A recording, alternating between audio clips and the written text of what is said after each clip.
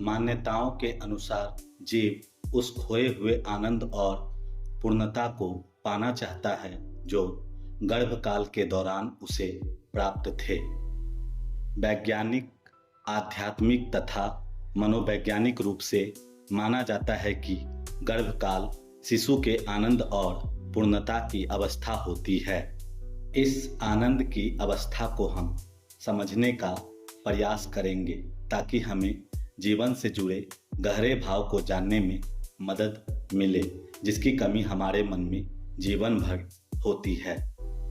वो कारण जिसके आधार पर गर्भ शिशु के लिए आनंद की अवस्था होती है। 1. गर्भ में कोई चिंता, भय, डर, सांसारिक संघर्ष नहीं होते। 2. शिशु माँ के गर्भ में पूर्ण सुरक्षा भाव में होता है। बिना प्रयास के उसे गर्भनाल द्वारा ऑक्सीजन तथा अन्य पोषक तत्व भोजन प्राप्त होते हैं। 3.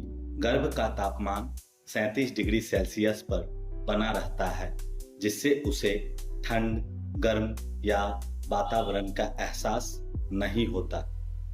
4. माँ के दिल की धड़कन और सांसें शिशु के लिए प्राकृतिक लोड़ी तथा ध्यान का कार्य करता है। 5. नई उत्तेजनाओं का अभाव होता है, जैसे स्पर्श, शोर, दर्द आदि। 6. शिशु अधिकांश निद्रा, ध्यान तथा समाधि की अवस्था में होता है। मिला जुला कर कुल जमा अर्थ यह है कि गर्भ में शिशु जीवन के बाहरी वातावरण संघर्षों से अपरिचित स्वयं में ध्यान की अवस्था में होता है और माता पर परजीवी रूप में निर्भर रहता है, जो उसके सुख और आनंद का कारण होता है।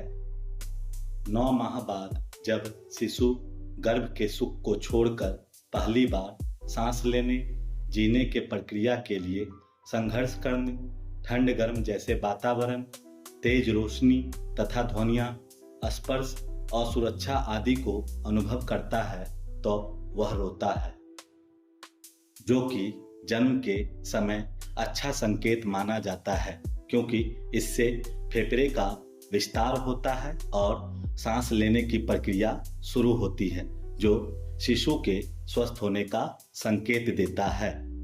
इन सब के बीच जब नवजात शिशु असुरक्षा के अवस्था को अनुभव करता है, तब माँ शिशु को भोजन के रूप में, प्रेम के रूप में अपने लाड प्यार तथा प्रेम भरे स्पर्श से बच्चे को सांसारिक संघर्ष से सुरक्षा प्रदान करता है।